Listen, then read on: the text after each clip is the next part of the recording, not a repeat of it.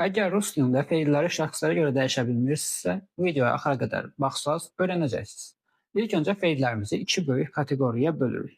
Bunlar iç sonluğu ilə bitənlər və iç sonluğu ilə bitməyənlər olaraq verilə bilər.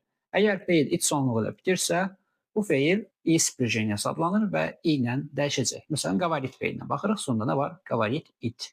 İç sonluğunu atırıq və birinci şəxsdə yu əlavə edirik. Ya qavarıyor, mən danışıram. İkinci şəxsin təkində iş əlavə edirik. T, qavariş.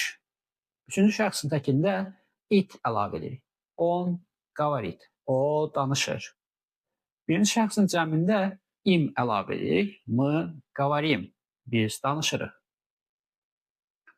İkinci şəxsin cəmində it əlavə edirik. V, qavariti. Siz danışırsınız. Üçüncü şəxsin cəmində yat əlavə edirik. Ani, qavariyat. Onlar danışırlar. Bu qədər sadə. İndi növbəti feilimizi birlikdə çevirək. Məsələn, zvanit, zəng etmək. Ya, iç sonluğunu atdıq.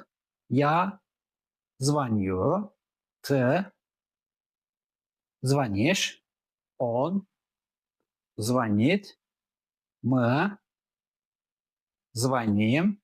Вы, звоните. Они, звонят. Belə. Birinci qrupumuz bu şəkildə dəyişdi.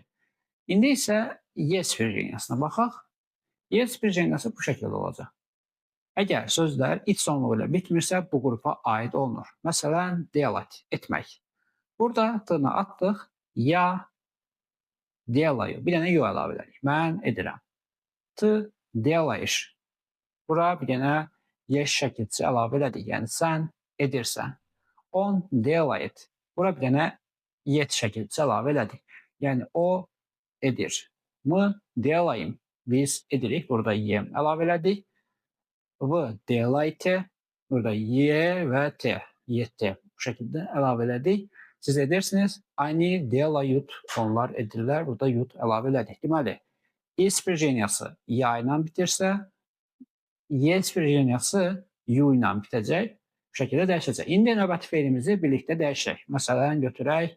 Думать, düşünmək. Я, думаю, ты, думаешь, он, думает, мы, думаем, вы, думаете, они, думают. Bu şəkildə dəyişir. Feillər bu şəkildə dəyişir. Bu qayda feillərimizin 80% üçün işləyir. Bu qaydaya aid olmayan feilləri isə